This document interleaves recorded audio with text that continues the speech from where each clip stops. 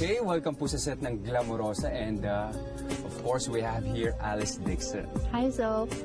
You know, my first question is, how does it feel to be Alice Dixon? You know, kasi umalis ka dito sa bansa natin, you were Alice Dixon. Pagbalik mo rito, you're still Alice Dixon. So, how does it feel to be Alice Dixon? Siyempre, very lucky ako. I'm very humbled kasi sincere pag tinatanong ako sa abroad na kailan ako gagawa ng pelikula or TV show.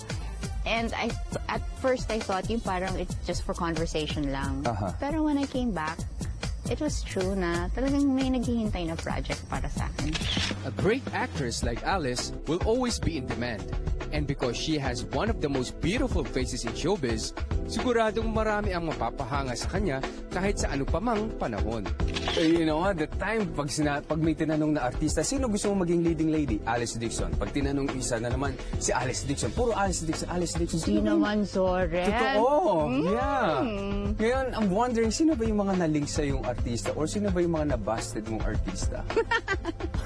Marami ba sila? No, wala. Oh, come on. Wala. Imposible. Wala. Kasi ikaw, you're very approachable, pero pag alam mo ng, may danger, parang, diyan ka lang, man.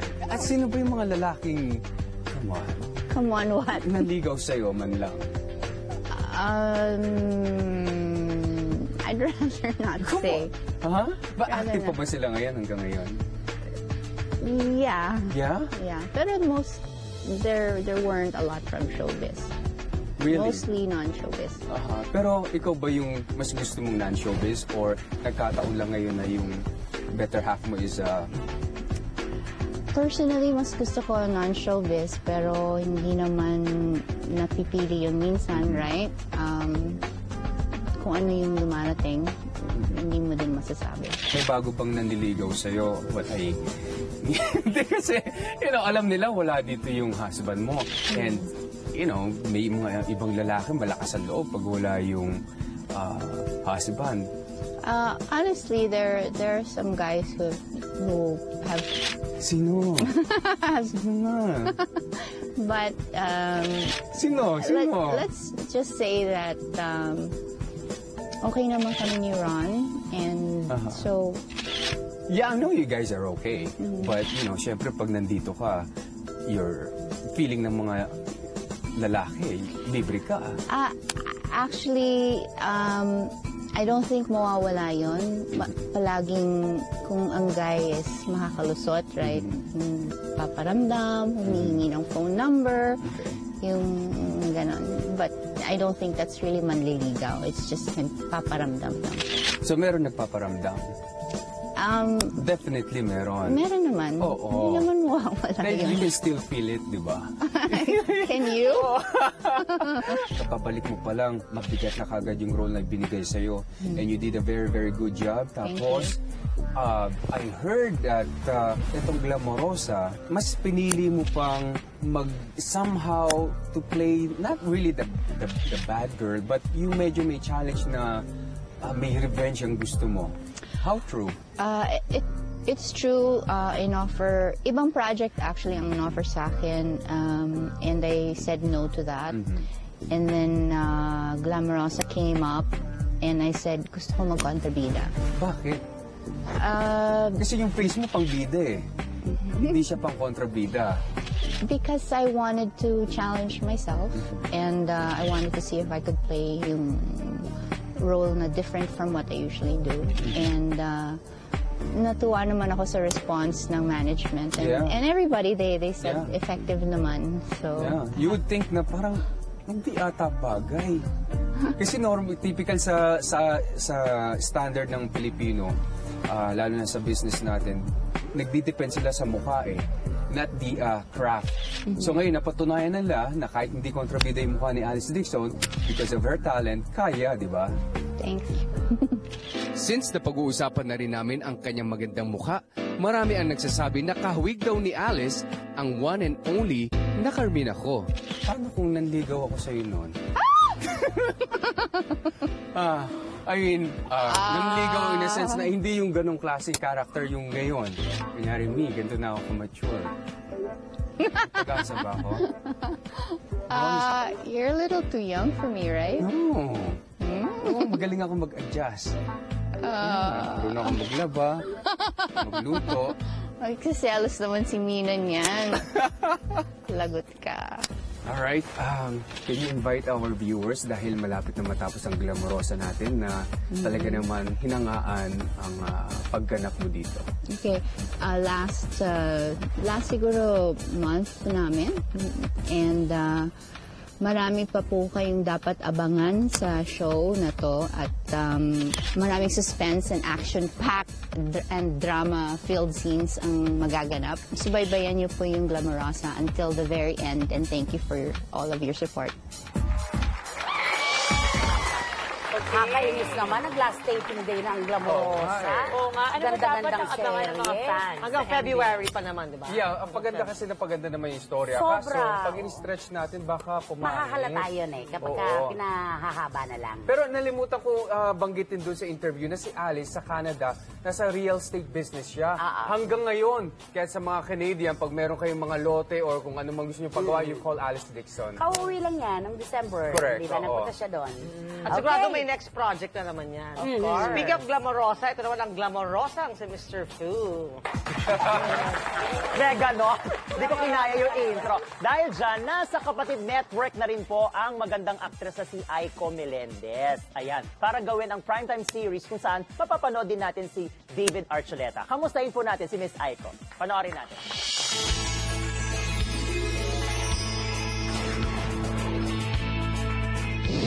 2011 was like a roller coaster ride for Aiko Melendez's personal life and career. At dahil itong kontrobersyal na hiwalayan nila ng dating kasintahan na si Mayor Patrick Meneses. Tinitiyak ko na aabot ito sa korte dahil hindi lang ako ang sinisira diyan. May mga tao ring sangkot dito. It's more of mas na-shock ako kasi parang this could have been settled between the two of us pero parang nagkaabutan na sa korte. Pero sa kabila ng kontrobersyang ito, ay tila mas naging positibo pa ang pagharap ni Aiko sa buhay at sa kanyang karera. Paano nga ba niya nalampasan ang lahat ng ito? Prayers, nothing is impossible talaga with God. And when you have a strong ties with your family, yung group of friends ko, yan, sila Jelly, Candy, Carmina, who's been there through me dun sa rough times ko. And dasal, yung dalawang anak ko na naging inspirasyon ko. And now, who would ever thought that, I'm good friends with my exes, Jo Marie and Martin. Di ba hindi mo isipin na parang, paano sila naging okay? Parang lahat umayon eh. Kaya ngayon siguro, parang nakakita ng Diyos, mabuti naman palang taon tong babaeng to. Bigyan natin ng lahat ng blessings nga kasi hindi, kumbaga wale sa love life. Bigyan na lang ito ng mga work. Doon na tayo bumawi sa aspetong yun. Sobrang thankful ako. I think it really pays to be good. When you have a good heart, all the blessings talaga magiging sunod-sunod. And I have a feeling talaga, and I'm gonna claim it, 2012 is really my year. In terms of, work. And yes, kasi simula pa lang ng 2012 ay isang malaking proyekto na agad ang kanyang gagawin para sa Happy Network, kung saan makakasama niya ang international star na si David Archuleta para sa miniseries Nandito Ako. When I finished doing Reputasyon, December 30th, yung last nung namin, this was being offered na sa akin.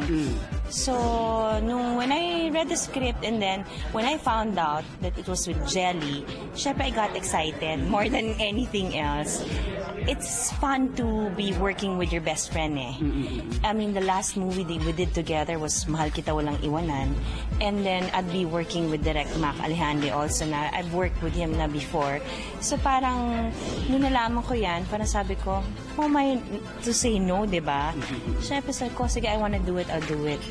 Kaya naman ang tanong ng lahat, posible kayang tuloy-tuloy na ang pagiging kapatid ni Aiko, gaya ng best friend niyang si Jelly. Why not, diba? Ako naman, I'm not tied down with any network. I have a good working relationship with Channel 5. Actually, kung yun ang tadhana ko na diba, maland ako dito, we'll see.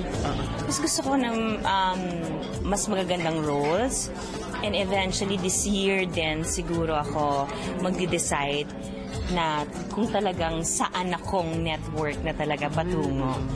Kasi gusto ko munang matry kung paano makapagtrabaho sa ibang network dito para at the end of the day, kung ano man yung decision ko, sa ikakaganda talaga ng 2012 ko. Siyempre, aside from her career, ay kinumusta rin namin ang puso ni Aiko. It's not my priority. It will take a backseat muna bilang wale ako lagi doon, lost, di ba? Suitors, it's always been there, but you know, they always know naman from the very start, I never keep them hanging and tell them na, oh, papaligaw ako, tapos hindi naman pala. I tell them na hindi ako ready talaga. If they're willing to wait, why not? Life may not be a bed of roses for Aiko, but having her kids around, her life is complete. Kasi maanak ko ang buhay ko. Kaya ako pinapabuti ang buhay ko, pinapaganda para sa kanila. Next take, the new man. Sa gitna ng mga kontrobersyang ipinupukol sa kanya noon, Manny Pacman Pacquiao, sinimulan ng magbago para sa pamilya. Ano-ano nga ba mga pagkakamali niya noon na gusto na niyang ituwid ngayon? Abangan!